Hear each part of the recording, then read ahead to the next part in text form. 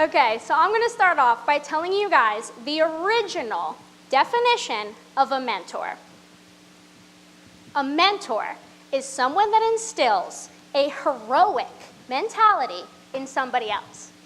That's right, a hero is created by a mentor. Now, the whole idea of a mentor was first introduced in the story of the Odyssey.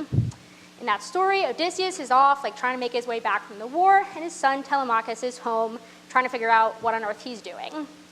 And he gets visited by the goddess of wisdom, Athena, and she had to kind of disguise herself. So she disguises herself as one of their family friends, a guy named Mentor. Now, she also had to get permission from the gods so she could come down to earth. And so when she was in front of them, the council of the gods, she said, listen, I got to go down and help this kid out. I got to instill in him this sense of menos. Now, menos is this Greek word that means heroic mental strength. So basically, anytime she went down and talked to him, he would go on these epic adventures and he would face these challenges that he never would have done without her coming to him as mentor. So that's the first ever story of a mentor. And that's that one. Now I get to share with you guys my mentor story. The first thing that you have to know is that my introduction to being a veterinarian was rough, okay? Really, really rough. I did a rotating internship, and my first 2 rotations were ER back-to-back. So 6 weeks, 5 days a week ER, and I can't get into all of the reasons why it was horrible, but just trust me when I tell you that it was horrible. And I was drowning completely. So when I finally get to the end of this 6-week hell, I say that to the intern coordinators. I was like, guys, I'm drowning here and I can't keep doing this way. They said, oh, no, don't worry, we noticed. And they said, don't worry though, we have an idea. So since you sucked so bad at ER for your first 6 weeks, we thought that you'd benefit from some more practice. So we're gonna take you off the rotation you're on now and put you back on ER. I was like, you're kidding me, right?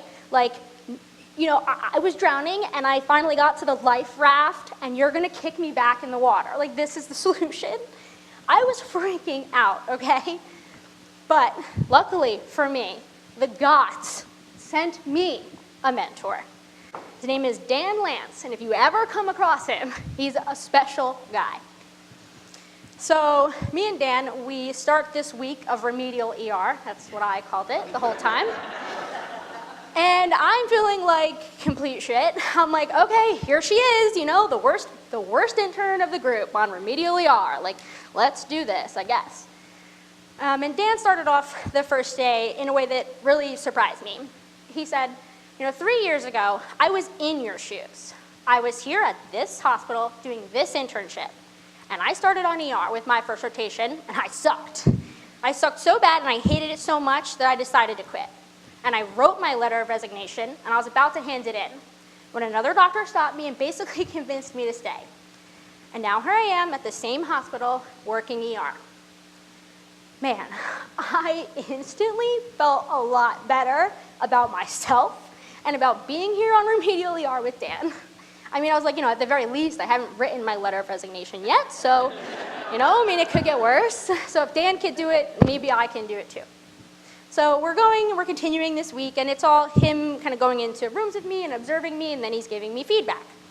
But it's nothing like the feedback I had been getting, the feedback that kind of tears you down and makes you feel like the worst doctor that's ever existed. No, Dan's feedback, and I wish I had more time to kind of tell you all his tips and tricks of how he does this, but basically his feedback builds me up. It made me feel like a good doctor that was just not good at this thing. But because I was good at I'm a good doctor, I can be good at this thing too. And so that made me feel better, and that made me feel empowered, and made me feel like, okay, yeah, I can do this. So, but Dan, he didn't just give me feedback. He didn't just say, oh, here's the thing you need to improve on. He was a very active mentor. He would give me tools, things that he created for himself when he was an intern, and little techniques and like templates and scripts that he got me. He would give me homework, but it was good. So he like really took this active role the whole time. He even made me like Dan's guide to not dying on ER. So that was really, really nice. Then he would, like the rest of the year, because he was like randomly assigned to be my mentor, and that was my random luck.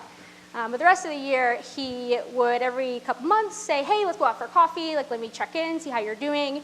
That was great.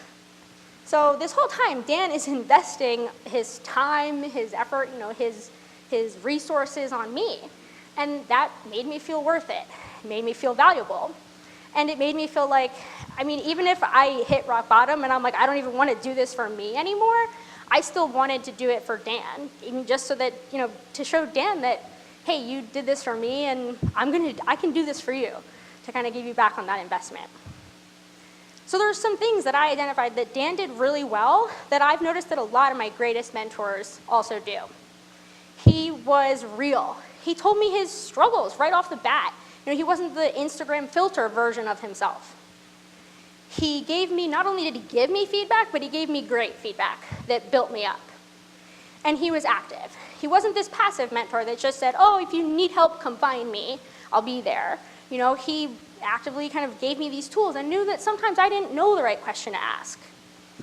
I've kind of distilled all the details out of this whole thing, but I can actually distill it down for you one more level, because those are kind of some puzzle pieces. But the ultimate thing, kind of the core thing, is that a great mentor gets you to believe in yourself.